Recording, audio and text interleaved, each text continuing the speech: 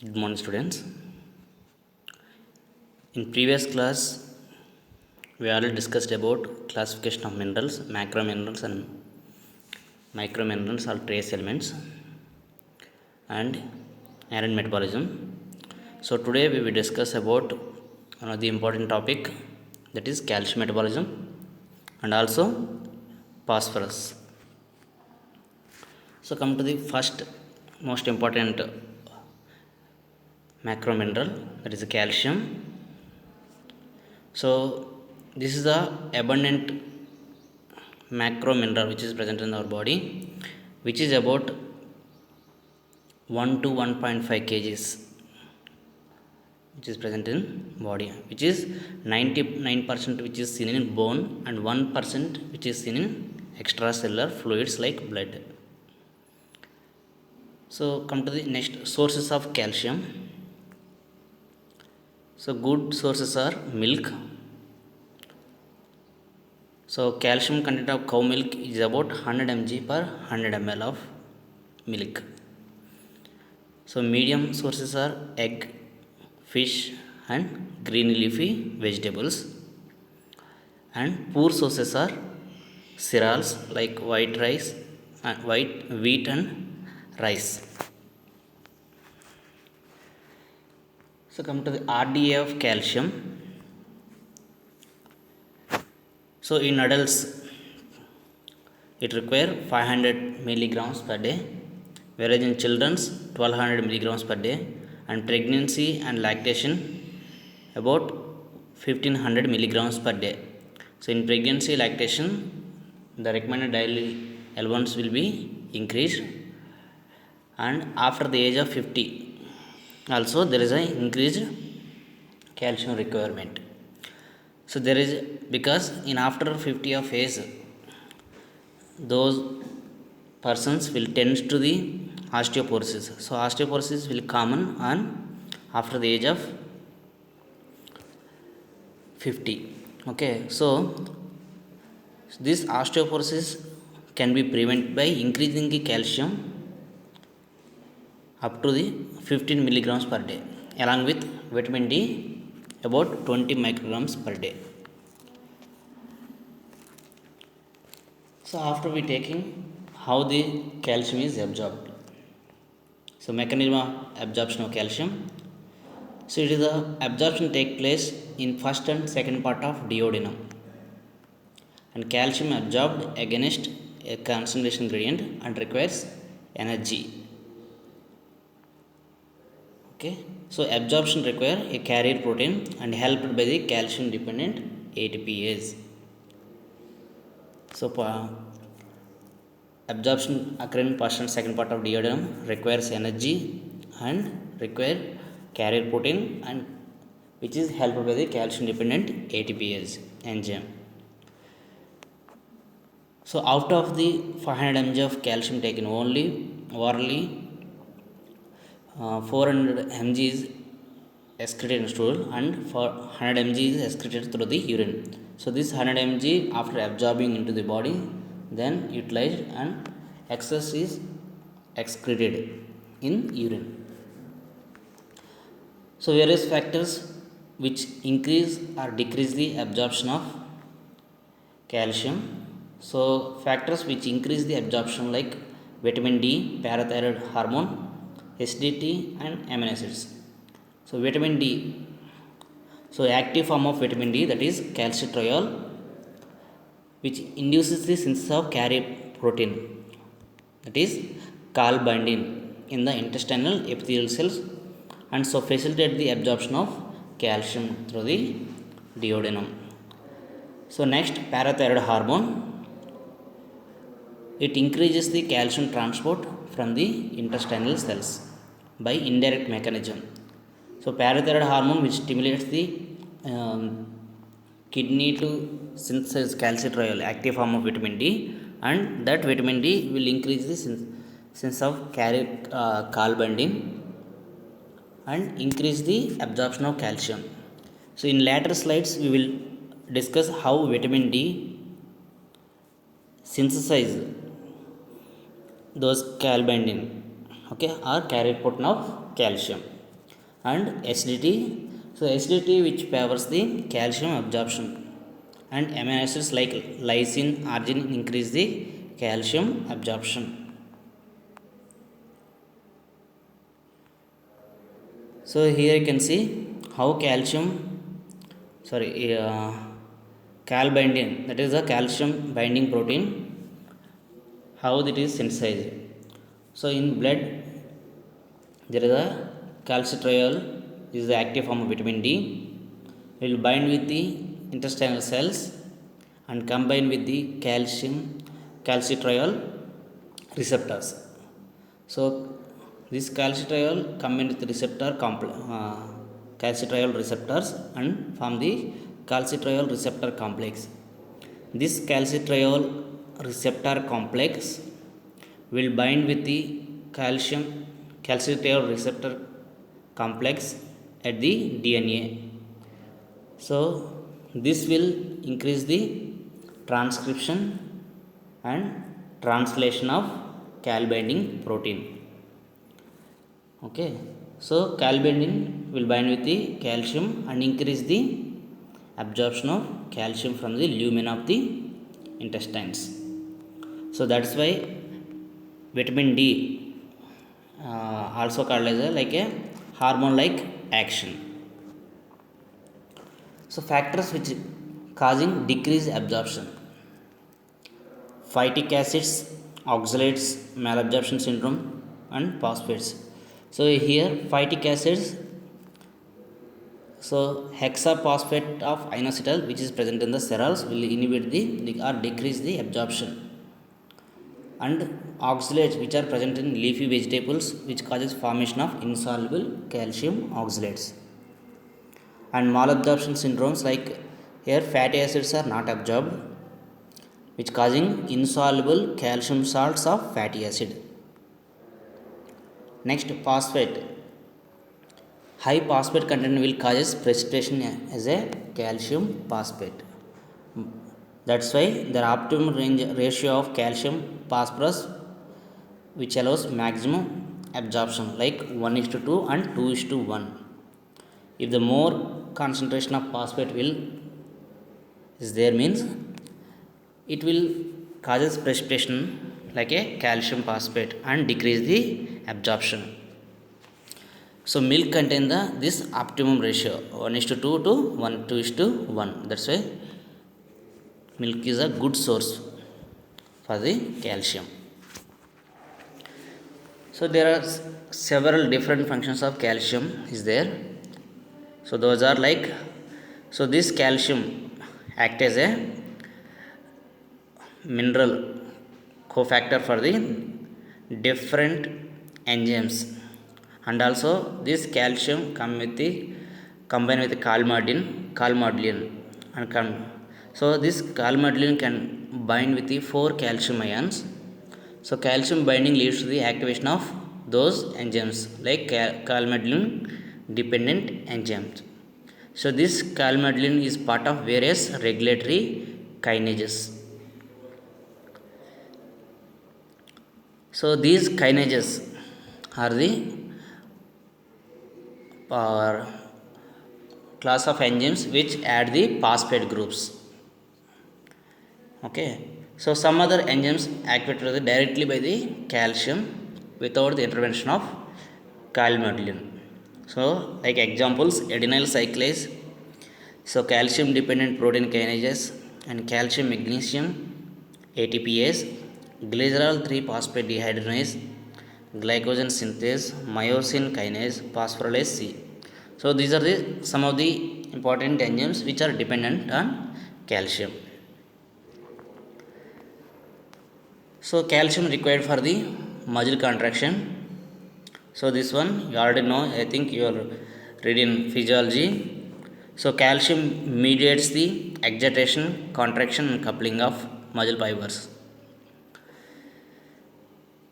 So upon getting a neural signal, calcium released from the sarcoplasmic reticulum of muscle fibers, and calcium activates the ATPase. So that increase the action of actin and myosin and facilitate the excitation, contraction and coupling of those muscle fibers. That will the triggering of muscle contraction is the interaction of calcium with troponin C, and also this calcium will decrease the neuromuscular irritability. So come to the next one, nerve conduction. So like muscle contraction, so nerve conduction also require calcium. So calcium necessary for transmission of nerve impulses from presynaptic to the postsynaptic region of the nerve fibers. Secretion of hormones. So calcium mediates the secretion of insulin, parathyroid hormone, calcitonin, vasopressin, etc. So this calcium also act as a second messengers. So calcium and cyclic AMP are the second messenger for different hormones. Example is glucagon. Come to the next function, vascular permeability. So this calcium decreases the passage of serum through the capillaries. Thus calcium is clinically used to reduce the allergic exudates. And also coagulation. So calcium is known as a factor 4 in blood coagulation cascade. So blood coagulation require calcium, and calcium which prolongs the systole. So in hypercalcemia, cardiac arrest is seen in systole, but normal function calcium is required. And also these calcium required for the bone and teeth formation. So come to the calcium levels in the blood. So normal level of calcium is 9 to 11 milligrams per deciliter, which is about normally average is 10 milligrams per deciliter. Okay, are also called as 5 milliequivalents per liter. So in which 5 milligrams of per deciliter of calcium is ionized form, which is metabolically active, and 1 milligrams per deciliter is complex with phosphate, bicarbonate and citrates. These two forms, ionized form and complex with phosphate and bicarbonate citrates, these are the diffusible forms from blood to the tissues. So next one, so 4 milligrams per deciliter of calcium is bound to the protein, which is non-diffusible from blood to the tissues. So normal level of calcium is very narrow range, which is about 9 to 11 milligrams per deciliter. So this much of narrow range which can be maintained by the calcitriol, parathyroid hormone and calcitonin. So these three are major factors which regulate the plasma calcium or blood calcium levels at the 9 to 11 milligrams per deciliter. If the calcium levels are low, okay, if the calcium levels are low, so PTH, parathyroid hormone, which stimulated, then increase the calcium release from the bone, and also reabsorption from the calcium and phosphate reabsorption from the kidneys, and also activation of vitamin D. So this vitamin D activate or product the calcium binding protein in the intestine, like calbindin. So that will increase the binding of calcium and increase the absorption. So all these factors will increase the calcium absorption, calcium levels in the blood, and will lead to the normal level of calcium. So if the calcium levels are more, that will stimulate the rising of blood calcium levels, and calcitonin is released from the parafollicular cells of thyroid gland. Okay, so calcitonin which promotes the calcification by increasing the activity of osteoblasts in the bone and decrease the reabsorption and increase the excretion of calcium into the urine by the kidneys. That's why that will decrease the calcium level and maintain the calcium levels at the narrow range about 9 to 11 milligrams per deciliter.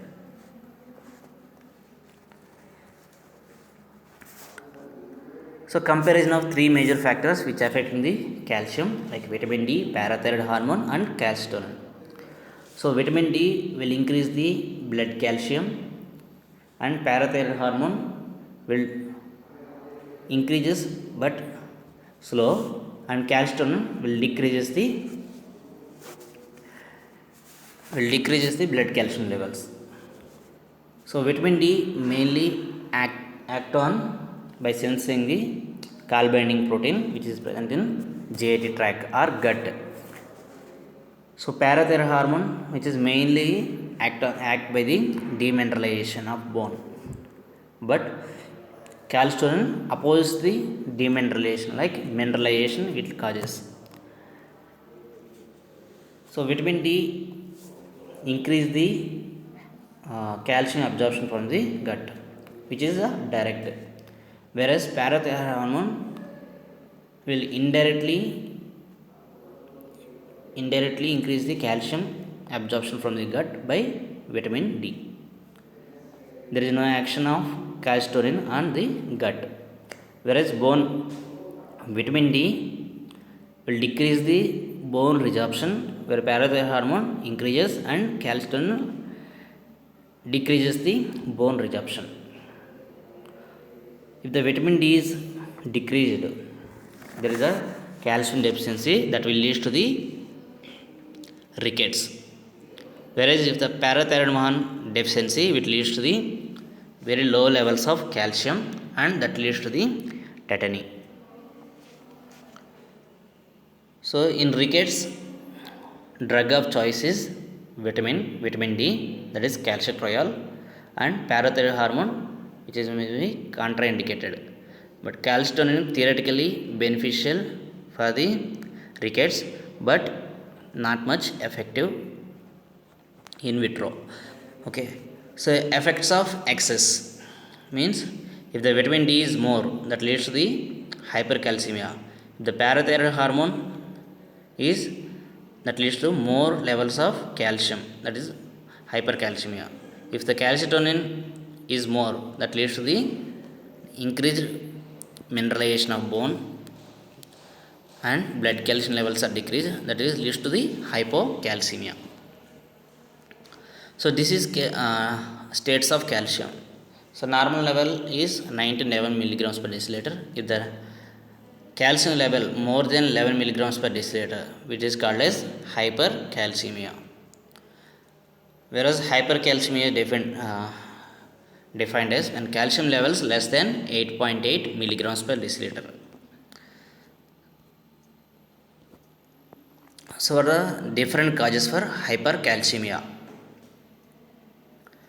So hyperparathyroidism, multiple myeloma and Paget's disease, metastatic carcinoma of bone, thyrotoxicosis, Addison's disease, and benign familial hypercalcemia, tuberculosis, leprosy, and drugs like thiazide, diuretics, and excess vitamin D or vitamin A and excess calcium given in IV lithium. These are the causes of hypercalcemia. You can write 4 to 5 causes for hypercalcemia. Okay, so what are the symptoms of hypercalcemia? That is polyuria and polydipsia, like ADH antagonism, and confusion, depression and psychosis, and also osteoporosis and pathological fractures are seen, and renal stones also due to the increased calcium levels that deposits the calcium into the kidneys, that leads to renal stones, and ectopic calcification like different areas there is a calcification occurs and like pancreatitis, that leads to the pancreatitis, and serum alkaline phosphate also may be increased.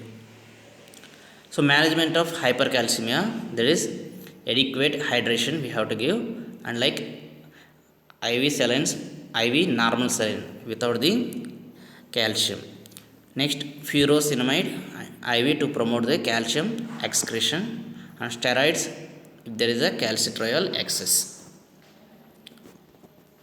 So causes for the hypocalcemia, there is a deficiency of vitamin D. So deficiency of vitamin D due to the decreased exposure to sunlight, malabsorption, dietary deficiency of vitamin D, hepatic diseases, and decreased resistance of calcitriol and nephrotic syndrome, and anticarvajal therapy, that will lead to the deficiency of vitamin D. That if the vitamin D is decreased, the reactive form of calcitriol also decreased, that will lead to the hypocalcemia. And deficiency of parathyroid hormones, like hypoparathyroidism, like primary and secondary hyperparathyroidism, and increased calcitonin, like medullary carcinoma of thyroid, and deficiency of calcium in like intestinal malabsorption, acute pancreatitis, alkalosis, and decreased ionizing calcium, and deficiency of magnesium, that also leads to the decreased calcium absorption and increased phosphorus level, like in renal failure, phosphate infusion, and renal tubular acidosis. So causes for, and also cause for hypocalcemia in rickets, there is a rickets is disorder, defective calcification of bones. So this is maybe due to the low levels of vitamin D in the body, or due to the dietary deficiency of calcium, phosphorus, or both. So rickets may occur in calcium deficiency and also in phosphate deficiency. So knock-knee defect in the deficiency of calcium, and there is a chronic mild deficiency. Here you can see there is a chronic and mild deficiency of calcium in the nails. There is a white patches like ridges like appearance in the nails. So symptoms of hypocalcemia, like muscle cramps, paresthesia, mean especially in fingers, like there is a tingling and pain sensation in the fingers, and hypocalcemia is more serious and life-threatening condition when the calcium levels less than 7 milligrams per deciliter, that will lead to causing tetany. So tetany is due to the calcium defect, low levels of calcium when the calcium level less than 7 milligrams per deciliter. The symptoms of tetany include neuromuscular irritability, spasm, and convulsions. So here you can see carpopedal spasm in the tetany, and also seizures, bradycardia, that is a decreased heart rate, and prolonged QT intervals due to the calcium low levels. For the treatment for hypocalcemia, that is, we have to give the oral calcium along with the vitamin D supplementation, and we have to treat the underlying cause like hypoparathyroidism, any tumors, that all we have to treat in order to get the normal level of calcium. And tetany needs IV calcium, usually 10 ml, that is 10% calcium gluconate over the 10 minutes, followed by slow IV infusion. So IV calcium should given only very slowly. So come to the next mineral. So phosphorus, this is also macro mineral, which is the total body phosphate is about 1 kg, like calcium, and 80% which is seen in both bone and teeth, and 10% is seen in muscles.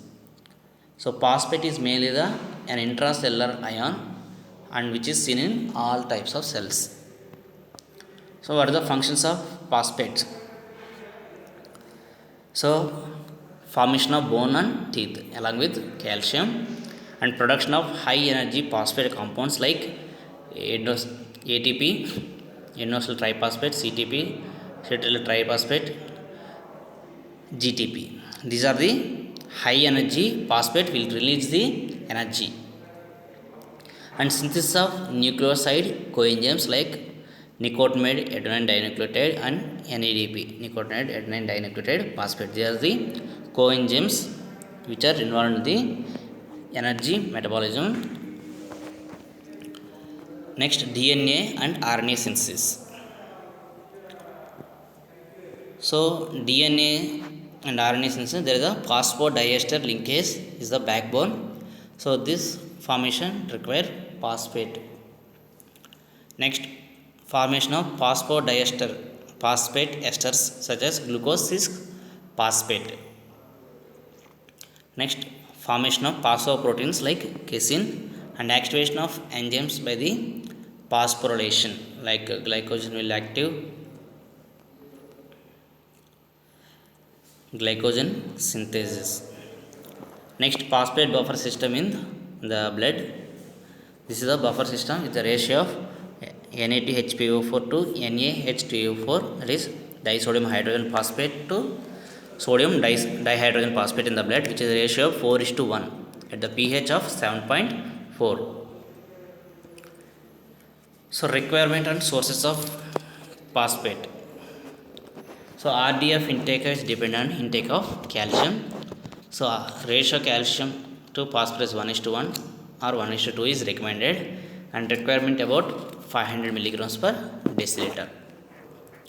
So sources are milk, moderate sources like cereals, nuts, meat, and calcitriol increase the phosphate absorption. Okay. So phosphate absorption occurs in the jejunum, and calcitriol, that is the active form of vitamin D which promotes the phosphate uptake along with the calcium.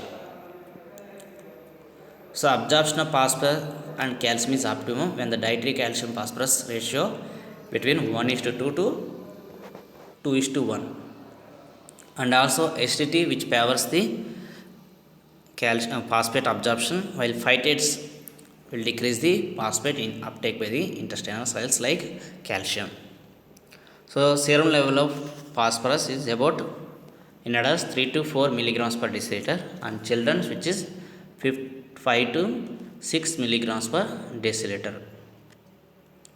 In fasting levels, the phosphate levels are higher because the postprandial means after having food there is a decreased phosphorus levels because the phosphate are utilized for the metabolisms.